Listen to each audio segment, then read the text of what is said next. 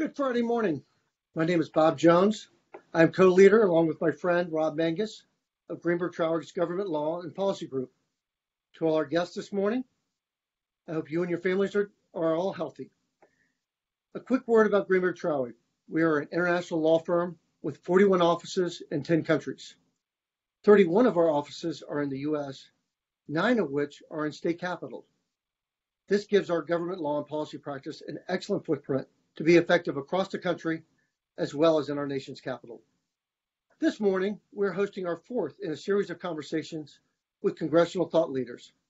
We are hosting this new forum as an avenue for our friends and clients to hear firsthand insights on important policy issues and understand better how members and their staffs are being effective in this new social distancing time. This morning, we will hear from the ranking member of the House Energy and Commerce Committee and get his perspective on the pandemic-related measures, what the next legislative effort might look like, as well as other important issues. I am joined by two of my colleagues this morning. First, let me introduce former Congressman from the 2nd Congressional District of New Hampshire, Charlie Bass. Charlie served 2 stints in Congress for a total of 14 years as a Republican member of the House of Representatives.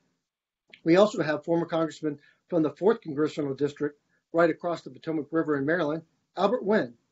Albert served in Congress for 16 years as a Democratic member of the House of Representatives. Both Charlie and Albert were long-serving members of the House Energy and Commerce Committee. This committee has one of the broadest jurisdictions in Congress, covering issues related to healthcare, energy, environment, telecom, internet, and consumer protection. Now let me turn the program over to Albert. Thank you, Bob. And good morning and welcome, Congressman. We are delighted to have you with us. In addition to my colleague, Charlie Bass, here at Greenberg Traurig, we also have former Congressman Randy Forbes of Virginia, and also our newest addition, Congressman Rodney Frelinghuysen from New Jersey, and we're delighted to have him joining us. We also have several Hill veterans, including former chiefs of staff on the Senate side. Before we go forward, I wanted to say a few words about Congressman Walden, having served on the committee with him. He is an outstanding congressman, and from the Democratic perspective, certainly my perspective, he's one of the most well-respected. He's always a gentleman. He's always reasonable. He's substantive, serious-minded. He is not the proverbial show horse. He's the actual workhorse. It was a delight working with him. I think he's well-respected primarily because he understands that this is a serious business, but it can be conducted with civility. He's noted for his sense of humor, and in my mind, he's a consummate professional. So it gives me great pleasure to have him join us this morning. And with that, I'll turn it over to you, Charlie.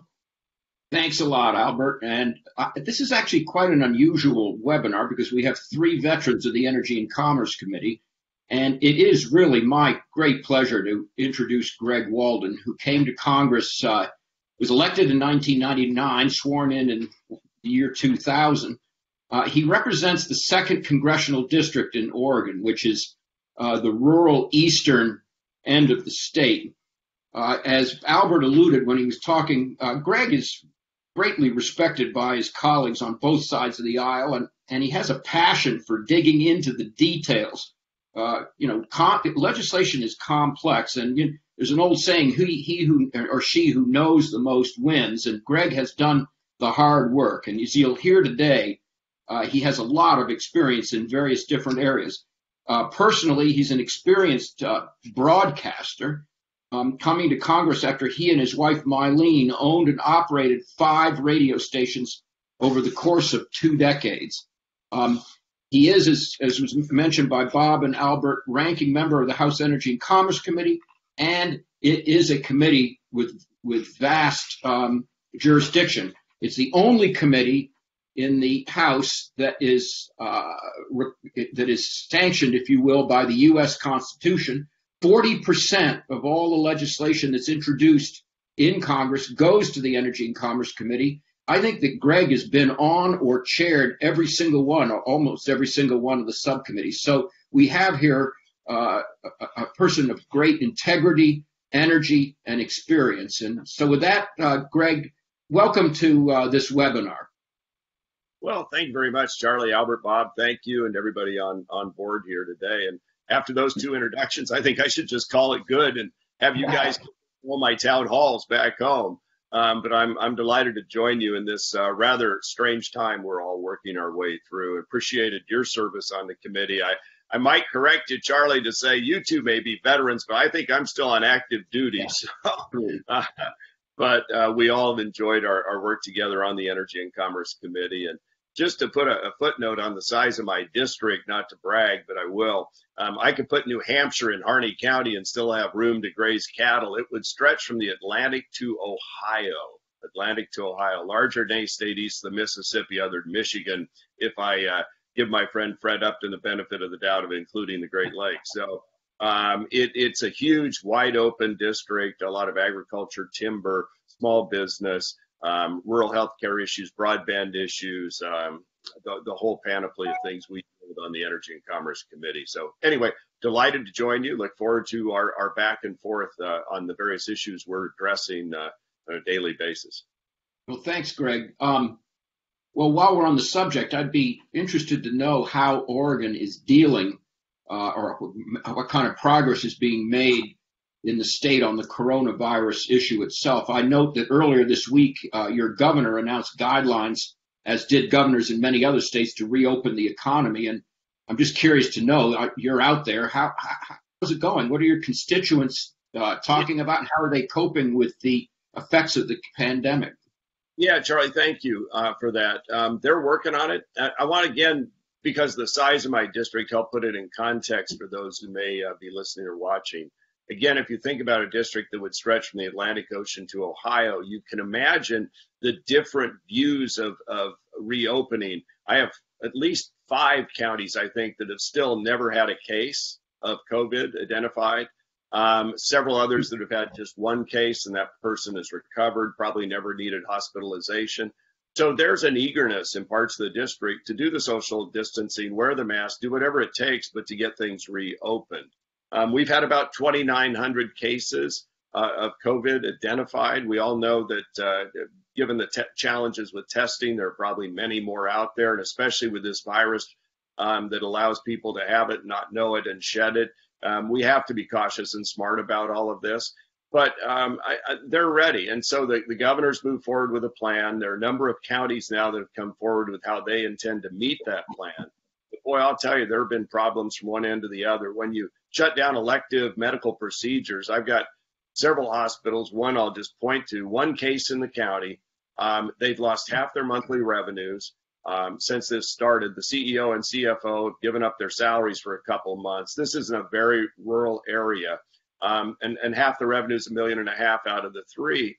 And they have one case that I don't think ever made it into the hospital. So when we talk about flattening the curve and doing the social isolation so that we don't overwhelm emergency rooms because of the difficulty of treating patients with this disease, they're not seeing that, and so they're eager to get back at it, and so slowly but surely there's a reopening going on.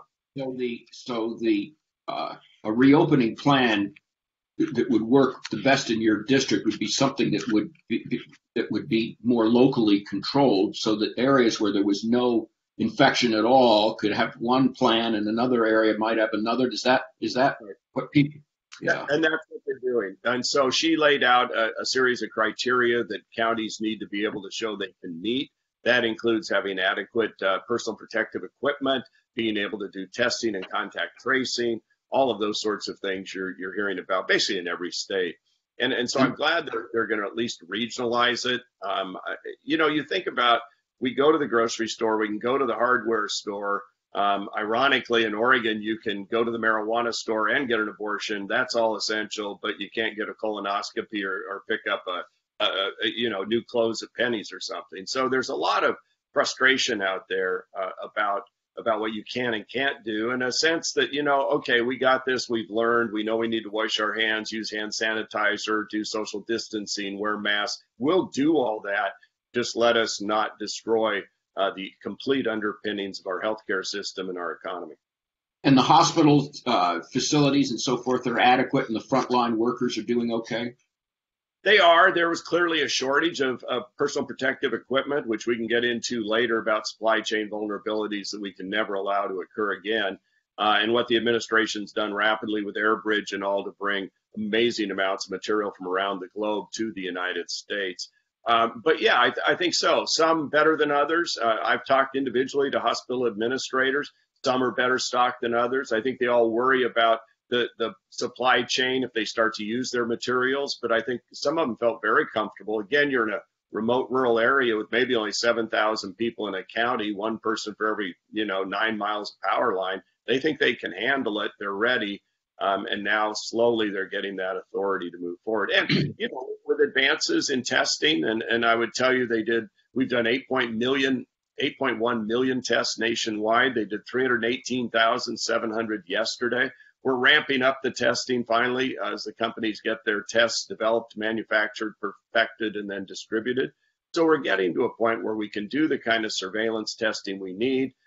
We'd all like to be able to get the instant test whenever, wherever, but that's just not the reality of the situation yet. But you can do enough testing, I think, and do the surveillance, and so there are plans in place. How has the relationship with your district changed? Members of Congress, the job of being a member of Congress involves communication with your constituents and doing it effectively. And this thing has come on so quickly. How has that process changed for you? Well, I'll tell you, Charlie, it's actually become, in a strange way, I would say, more efficient. Because now we're all learning how to use devices like the ones we're on to communicate with multiple people at one time. Whereas in the past, I would have gotten in a rental car with my staff, and we would have gone town to town to town, make these big loops on multiple days, stay in the hotels, do all that stuff. And you'd meet with 2 or 3 county commissioners at a time, here or there, and take a week.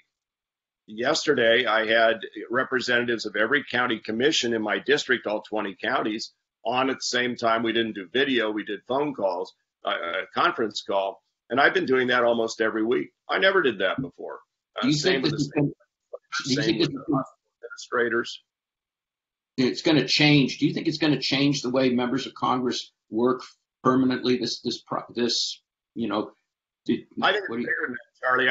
I think from my perch as former chair of the telecommunications subcommittee, what we're witnessing is about a 10-year collapse into 2 months of technology revolution and workforce and workplace change. 40% of Americans kind of like working from home. And as long as they're productive from home, and you can measure that, that's maybe not a bad thing going forward. Because some people actually perform better kind of on their own. There are a few introverts in the world, unlike you and me and Albert, that ran for office and all, and actually get some productivity. I've talked to CEOs of companies, and including those who are facilitating rapid expansion of teleworking, and they're even in their own companies saying, with social distancing requirements, when we come back, whenever that is, I can probably only have a third or a half of my workforce in a reconfigured workspace, but maybe that's okay. And for those who want to work from home, maybe I can do that. And maybe I don't need as much office space as I once had. Now, that opens the door to all kinds of discussions about network adequacy, cybersecurity, new technologies, and all of that. But that's all kind of an exciting opportunity as I see it. I've talked to the head of NCTA, Michael Powell, about the adequacy of the internet service provider networks, at least through the cable companies. And, they're built for peak demand. And most of them had laid out gig level data capabilities before the end of last year. And so interestingly enough, there was all this concern about the networks would get overloaded, with everybody working from home doing what we're doing. And indeed, what they've seen is an uptick in the upload demand on the networks, but they're built to handle the Super Bowl or some big new rollout on Netflix or something. And so literally the telecom networks have held up very, very well. They're built for peak capacity. They monitor it, and it's worked. So, where you have it. Now, this takes us to the next issue is we need to focus on building out broadband, building out 5G, doing those things so that we can take advantage of telemedicine more, which, as you know, the administration's waived all these requirements on, so seniors don't have to go sit in the waiting room with a bunch of sick people to get a basic checkup. They can now get telehealth over the internet and get reimbursed their fees paid for, and their providers' fees paid for by Medicare. We need to expand that sort of thing, and so there's some opportunities there. Albert, you want to bring the discussion back to Washington and talk a little bit about the CARES Act? Yeah, absolutely. But first, I have to say that I want to compliment the congressman and all the members actually for working in a bipartisan fashion to pass the CARES Act. It was critically important, and I think they did a great job. Congressman, I want to delve in a little bit to the Paycheck Protection Program, which is very popular. Between the first and second tranches of money, there are about over $650 billion earmarked for small businesses in basically forgivable loans. The questions have come up, however, whether everyone who needs one can get one. And then, of course, we've heard the stories about people who didn't actually need it, who got it and are now trying to return the money. So I guess my first question would be, what's your take on the Paycheck Protection Program? What do we need to fix, and how can we improve it? Yeah, thanks, Albert. That's a really good question. It's on all of our minds. We knew when we passed it, and I was literally in Kevin McCarthy's office most of that day and into the evening when this was being negotiated, and with our energy and commerce provisions and the CARES Act and all. But on the PPP piece of this, understand 4 million small businesses have now taken advantage of it.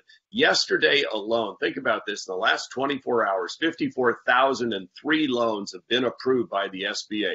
54,003 loans in a 24-hour period at the Small Business Administration. Each of those loans, yesterday's approvals, the average for those loans was $35,000. Overall, the 4 million loans that have been issued, the average is $74,304 per loan. So it is getting to the small businesses that we intended it to get to. Now, look, this thing moves so fast, we knew there weren't complete guardrails on it, and that there would be opportunity for people to take unfair advantage of it. I think Secretary Mnuchin and the president have done a pretty good job of, frankly, publicly shaming those who didn't deserve it, like some of the higher education institutions of great renown with enormous trust funds in the billions of dollars that went ahead and took it. I mean, for gosh sakes, that was outrageous. They knew better than that. And so we knew on most of this, the key was we were going off an unprecedented economic cliff.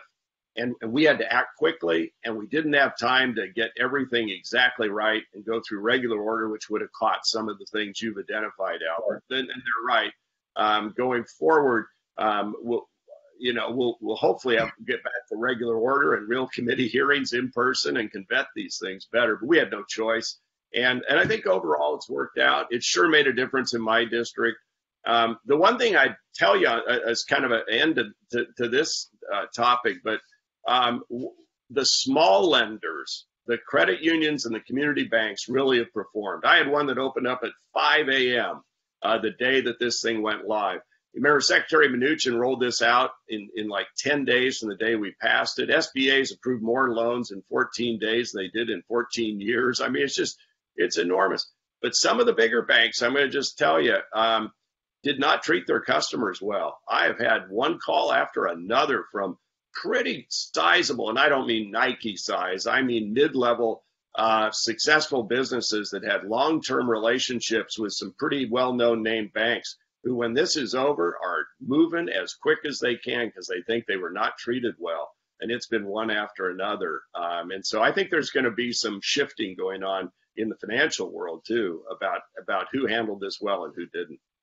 I think you're absolutely right. I want to get in a quick comment about micro lending, because we've heard from some really small, less than 25, less than 10 employee companies who are saying, we don't have the resources to get in line. We're at the back of the line, and they're basically interested in loans of less than $50,000. Is that a tweak that could be considered?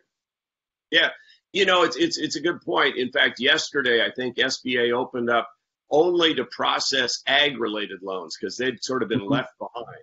And I know this latest launch, there was a part of the money that was walled off for smaller lending institutions under, I think, don't hold me to this, I think it was $1 billion in assets, which is still pretty good size, but, smaller lending institutions. So the deal was not necessarily say you can only write a loan for $30,000 or $10,000. It was, we know that the smaller lending institutions are the ones that generally working with smaller clients. And so to get at your point on microloans, the more we can empower those smaller institutions and work on programs that maybe have a little more specificity in that direction, the better.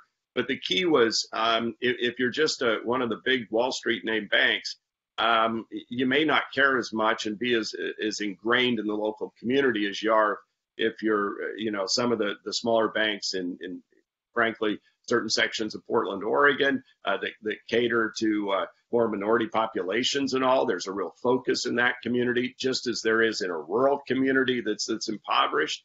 And so I think there's some opportunities here to look at who got left behind. That's why we think we need to pause a little bit. See, to your point, who's still not at the table here? Because we know there are a lot of people not at the table. And then there's also the issue of, do you extend beyond 8 weeks the time that people can use this money? I'm hearing that a lot from employers that say, if you could give me a little more distance here, I'm not ready to bring people back and have them productively working, leave them on the unemployment. But when I reopen, that could be another month out. So there's a lot of discussion around that point too, Albert. Quick question on oversight.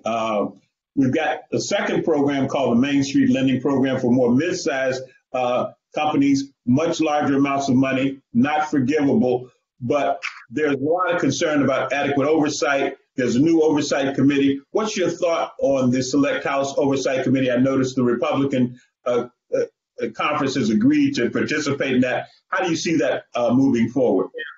Frankly, now I'm going to go to my own jurisdiction here and put up the walls, but I think we are very well staffed on both sides of the aisle to do oversight in the Energy and Commerce Committee over the portions of this set of laws that we pass, funds that we've expended to do our oversight. And I think the Financial Services Committee with Maxine Waters and Patrick McHenry, perfectly capable of doing the oversight of their piece of this, and Ways and Means and the other committees. I don't like the notion of this select committee. I fear it's more politics than oversight in the way oversight needs to be done. And I know there are a lot on my side of the aisle that see it as sort of impeachment 2.0.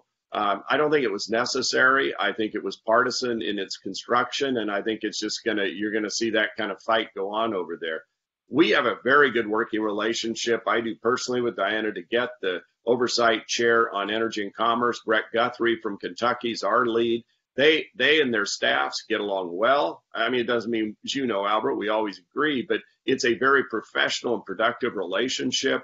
I was kind of faux sub-chair filling in when we had a vacancy way back when on oversight. And we just, we tore into things. I wasn't on oversight when they did Enron, but certainly Enron was part of it. Peanut Corporation of America was part of it. We went from one end to the other together, doing the kind of oversight Energy and Commerce is known for. And so I don't think creation of a new subcommittee on OGR, which has no legislative authority, is really the way to go. Okay. Well, I know Charlie wants to talk about what's coming next because that's on the top of everyone's agenda. So, Charlie, what are your thoughts?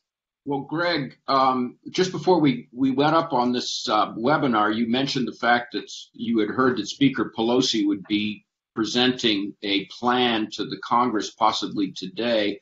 What are your thoughts on the next bill? What are your priorities, and what do you think is going to happen over the next couple of months? Are we talking slow, fast, big? Are there going to be different issues than we see today? What are the most important issues for you?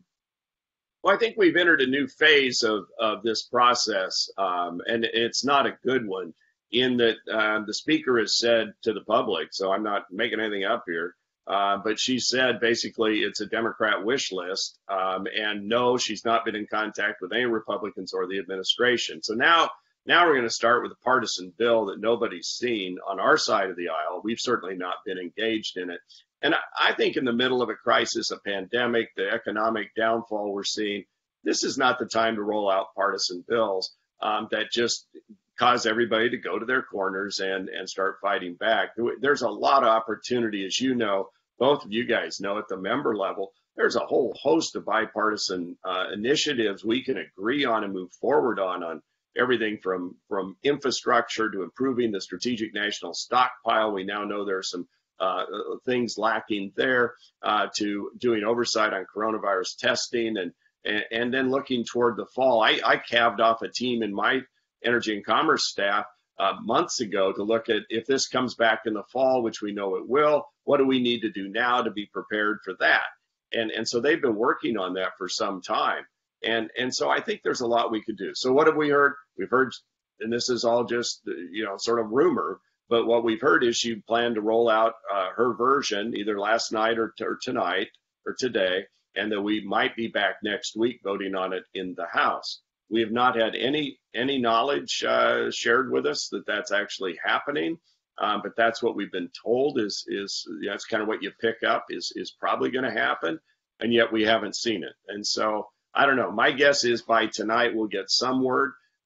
My own history of trying to predict when the House will be in or not, I think Sunday's Mother's Day. I don't think we're back Monday to vote, but my hunch is maybe Tuesday, Wednesday, Thursday.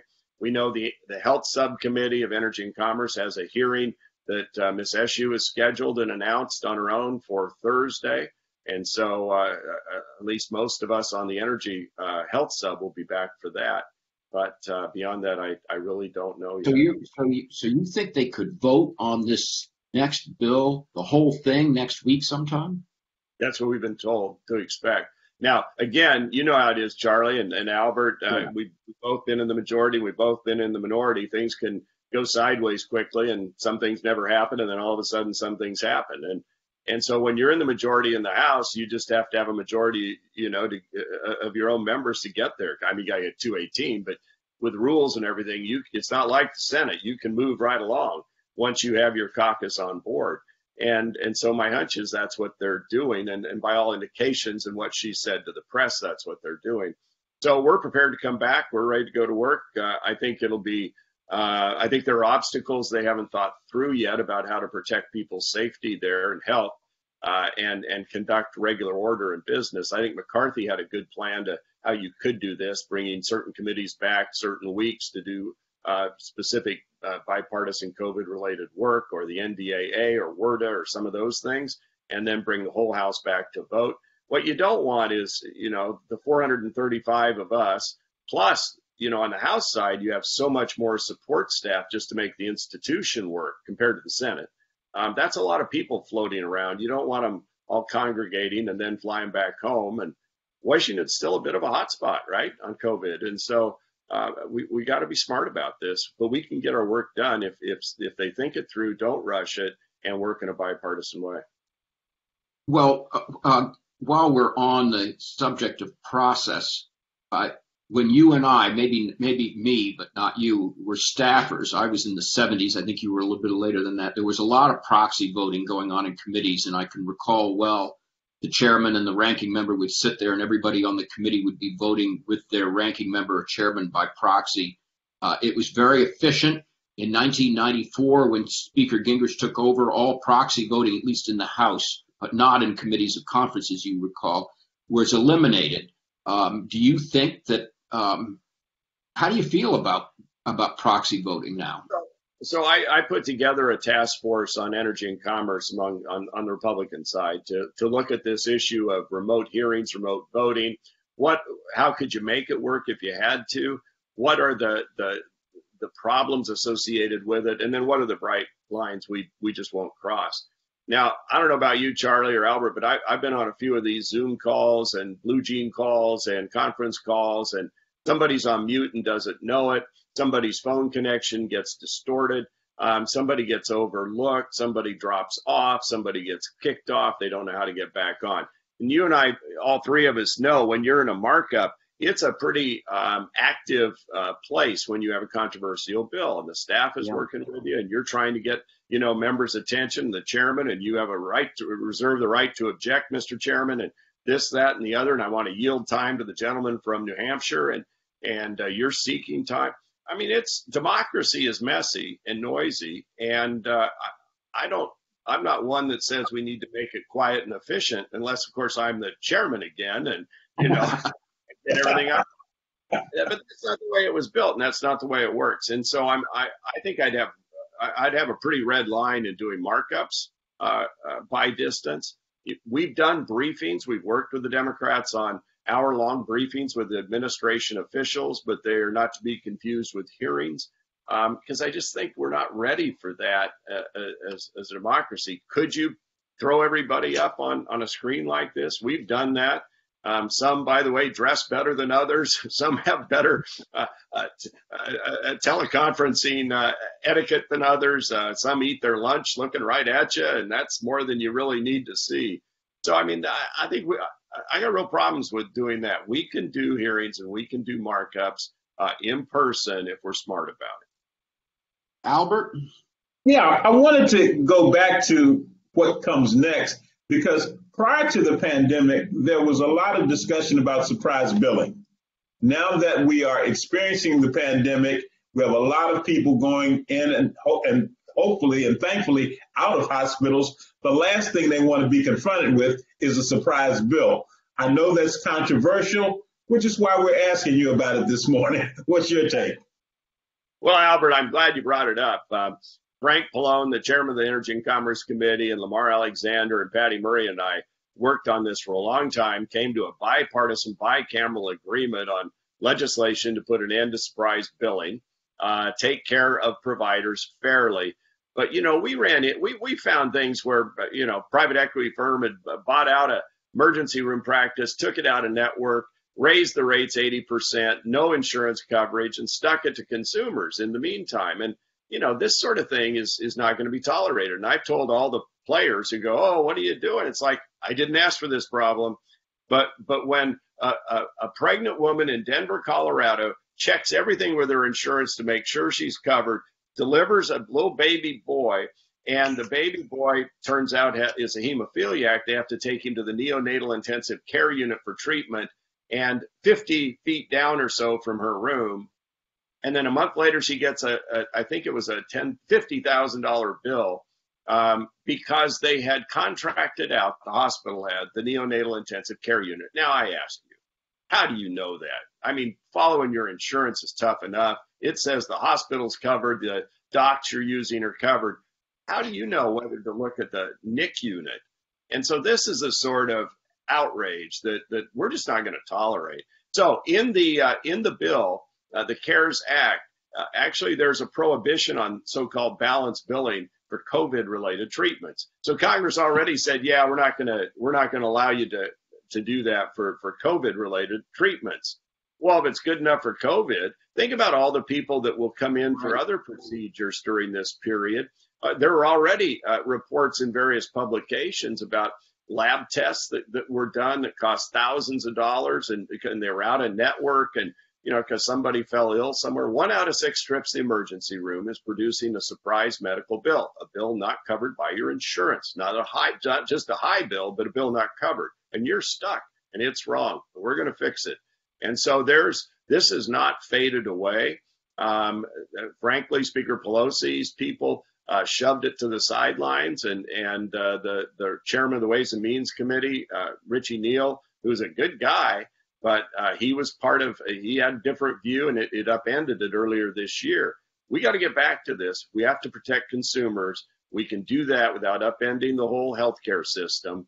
And we've got a balanced plan to do it that'll take care of docs, take care of hospitals, take care of insurers, but most importantly, stop the ripoff of patients. Do you see it getting into the next pandemic bill, the next congressional response? We'll see. I'd like to think so. I'd like to think it could stand on its own 2 feet. I think that if it ever were allowed to come to the floor, it would pass in a heartbeat. I'd love to have that debate about why, and I can, you know, we'd have a long list of people that have been given a surprise bill. I was cleaning up what I was going to say. And you know, I'll have that debate any day with anybody. We can adequately compensate providers. We've got ways to do that. They know that. We're all good with that. But we got to stop this ripoff. And yeah, so I'll leave it at that. So hopefully it shouldn't take that. I'd love to see it put in there. I for the life of me, don't know why the speaker doesn't include it in every bill. It's good policy, and it's not bad politics either. Okay. Charlie, what do you got? Well, I'll say this just as a postscript to the chairman's comments. Around here where I live, if it didn't used to be this way, but if you need to get to the hospital, and we're lucky enough to have one in our community here, don't call the ambulance, because you will get a bill for anywhere from $1,000 to $2,000 above and beyond anything that's covered by health care insurance. And people know that. That's not a great way to deliver health care. And Greg, the question is, how can that kind of thing? I mean, there are two sides to this argument. The town actually runs the ambulance service, and it costs them a lot of money. But the insurance plans don't pay enough to cover adequate ambulance service. So where do you find that balance? And I'm assuming you do it in the legislative solution. You've got an air ambulance issue, you've got a ground ambulance issue. Though, to your point, that's a little more difficult to legislate on because of the local government involvement in it. We try not to step on top of local governments and their decision making in this space. But I think it's a real issue as well. And there are ways to do it. You can find an in-market network rate. That's what we did. And frankly, that's what's going on. Some of the big insurers are doing this, and what they're going to pay for COVID-related costs. They've just told the providers, we're going to pay you if it's one of our people and they happen to be in your ER and it's COVID, we're just going to pay you the in-network median rate. And by the way, that's what we set as a benchmark as well. And take it or leave it. And consumers, they're not going to put up with this. They can't afford it. You could just amend the CARES Act to extend the balanced billing issue beyond COVID-related, just to take the word COVID out, and then you technically at least have a solution. Not as elegant of a solution as what our bill, because it gets pretty complicated, as you know, Charlie, when you get down in the weeds on these things. And so we think we found a pretty good balance. We have a ability for the parties to work it out in arbitration as sort of a backstop if they don't want the median in-network rate. We set up kind of the level you'd have to have in terms of a charge to go to arbitration. We don't want everything off in arbitration. So we think there are a lot of dials here. We think we've adjusted them pretty well. But we're open to further discussion. We just want to get it done.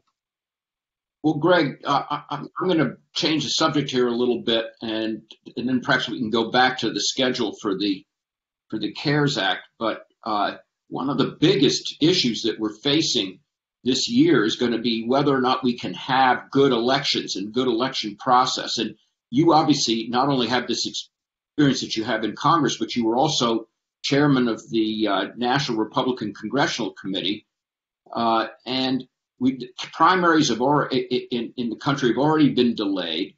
Who heck knows what's going to happen with the conventions? I'd be interested in your perspective on that.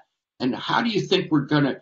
In New Hampshire, we have a constitutional requirement that age, domicile, and citizenship are required in order to register. And we don't have motor voter in this state. There are other things happening in other states. And so the question is, in the post-COVID environment, with your experience in the electoral process, what do you think the federal role is, and what do you think is going to happen with these elections? And just give us the benefit of your observations in that area. Right. I think there are a couple of federal roles, COVID or not. One is to use the vast knowledge and capabilities of our intelligence infrastructure to advise and work with elections officers at every level in the states when it comes to cybersecurity protection.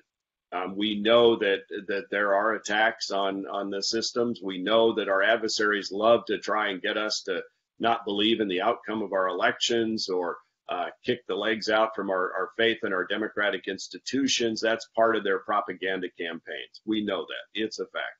So that's number one, I think, is protecting the integrity of the electoral process from outside attack, whether that's cyber, whether that's exposing foreign government propaganda attacks online or elsewhere. All of that really matters, I think. So voters, they have faith in when they cast their ballot, it will get counted and it will make a difference. So I think that's first. Second, there are calls to have every state do vote by mail. Now, my state went vote by mail back in the mid 90s. I supported that. We have a very rigorous system in place to protect the integrity of the ballot. There's a carrier envelope you have to sign on the outside. That signature is matched against the one on file in the clerk's office. And you might say, oh, sure they do that. Well, a number of years ago, back to your intro of me, my wife and I in the radio business, she signed all the affidavits of when ads ran, and it'd be a stack of paper, 500, 1,000 every month. And her beautiful signature became a scroll, a line, just boom. And it changed when she signed her ballot, and the local clerk said, you need to come down and prove that this is your signature on that ballot because it does not match what we have on file. And so she did. And so they were checking every ballot. But we've had 20 years prior to that run up with a very open absentee ballot program. You're going to be gone or you just don't want to go show up at the poll, you could get an absentee ballot. So upwards of 70 to 75% of our voters were already voting by mail. We called it absentee ballots. So we went to all mail. And it's worked pretty well. Now, it doesn't mean somebody doesn't knock on your door because you haven't voted and ask you for your ballot and take it back and turn it in. There are criminal penalties if they don't turn it in, by the way. And a couple of people got caught in the last election for not turning in ballots they had collected. Probably 5 or 6 people got in trouble for that. There's not much of that goes on in Oregon. But the notion that with just a few months before ballots have to go out, we would mandate every state has to do vote by mail is a prescription for disaster, because not every state has had the run-up or the statewide database we have to ensure the integrity of our elections. And having them do this in the middle of a pandemic, I think, is even worse. And so they got enough on their hands. So I think our job at the federal level is be supportive of our state elections processes, make sure that anything we know about bad actors trying to negatively affect them is shared. And that does go on a regular basis, and I think even on a classified basis. And then be supportive certainly of our military ballots and overseas ballots, sort of the traditional federal role. And as you know, after the 2000 election and all the issue with our dear friend Hanging Chad in Florida, we stepped in and said, okay, there are some things we can do to be supportive here. So Hanging Chad never appears again. And so there are supportive things. But look, Constitution leaves elections up to states. That's where it best belongs. And I cannot imagine a worse time or idea to federalize elections than right now. Well, Greg, what's do you think we can nominate a president? We have presumptive nominees, a presidential candidate on both sides of the point. What happens if July, August rolls around and it just isn't practical to have 5,000 people in one stadium? What do you think is going to happen? Well, yeah, I think that's a good question, and I think I'm really glad that's not in my jurisdiction to go figure out. But having said that, there's a way to do it. I mean, there is. There has to be. I mean, I know that the Democrats had trouble with their whiz-bang electronic delegate counting system in Iowa. So again, I think we have to be careful about launching some new idea here in the middle of this. There has to be a way to count the delegate ballots and elections, and I don't know, they'll figure it out. I'm not too worried about that part. And I would say, coming from New Hampshire, we were so sorry to hear about the problems that Iowa had coming 1 week before New Hampshire. It was very bad. Charlie, could you imagine what a couple of those guys who were on the rise but couldn't claim it because it had been detected? I mean, it had material negative effect. I know a few of us were laughing that not in it. Well, yeah, we were laughing that, come on, people, you could hire a couple of college sophomores, give them a case of beer, and they could write a program that would work to count delegates. So, well, I think we better let Albert inject here for a minute. Yeah. Albert, you guys are pretty gleeful, but as they say, the world turns. So there'll be another day. But before we wrap up, we've asked you a lot of questions, and as my colleague Randy Forbes says, perhaps the best question is, what keeps you up at night? What is the issue that we perhaps haven't talked about that you think is important to the country going forward? We'd certainly like to hear your thoughts on that. Yeah, Albert, that's a really good question. I would distill it to three issues, and we're in the middle of one of them. As you know, our committee has jurisdiction over the Pandemic All Hazard Preparedness Act, so we've been read in on what pandemics could look like.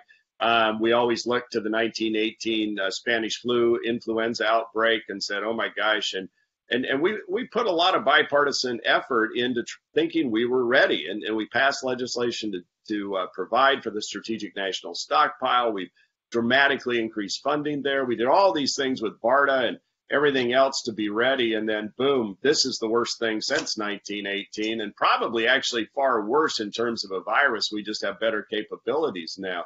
So pandemics, put that as obviously in the immediate zone, probably keeps me up a lot. Second would be our cybersecurity threats to our telecommunications networks, and third is cyber threats to our energy grid.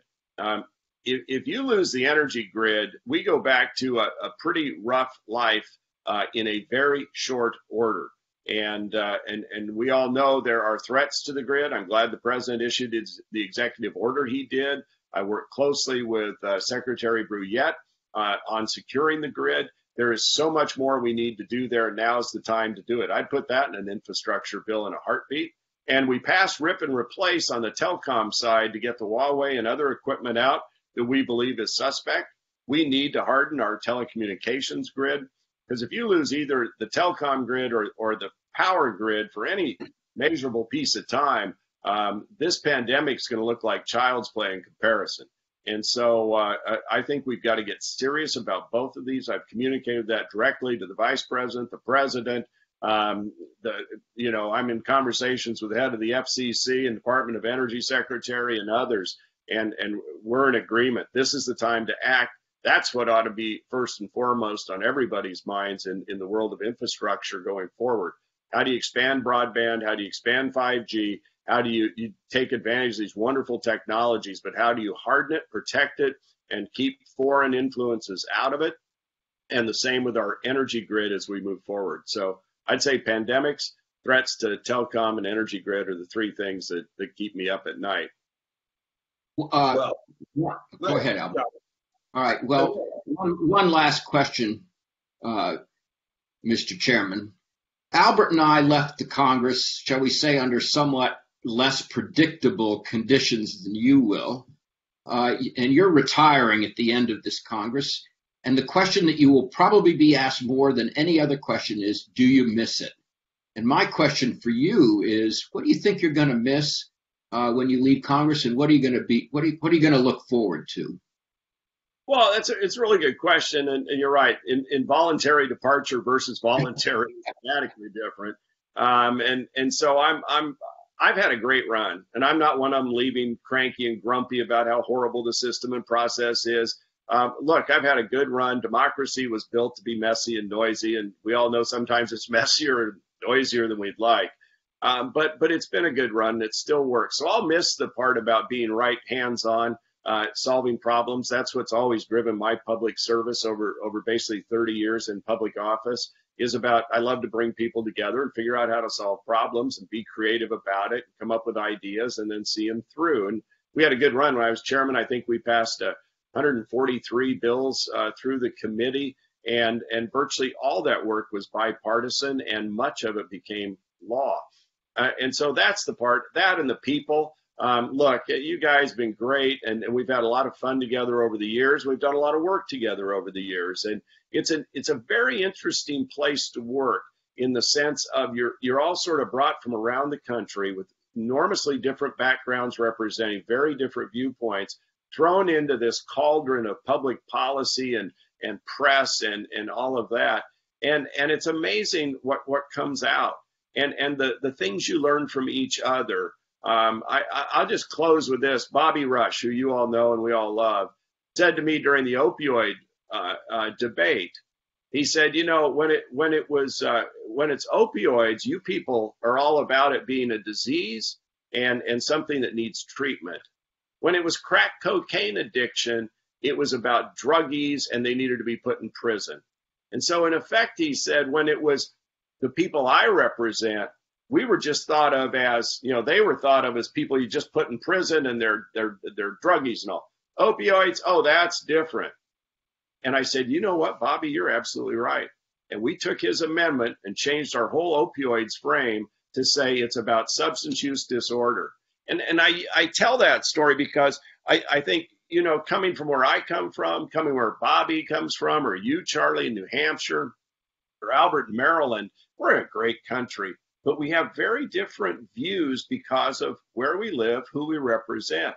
And what we have to do to make it work is listen to each other and try and walk at least a few steps in the other person's shoes. And when you do, you end up with a lot better public policy. So I'm optimistic about the future. I don't know what I'll do going forward. I understand Walmart's still hiring greeters. So, maybe I can get a blue jacket and welcome people at the door. I don't know, but it's been great to serve with both of you, and that's the part I'll miss is the day-to-day with my friends from around the country on both sides of the aisle.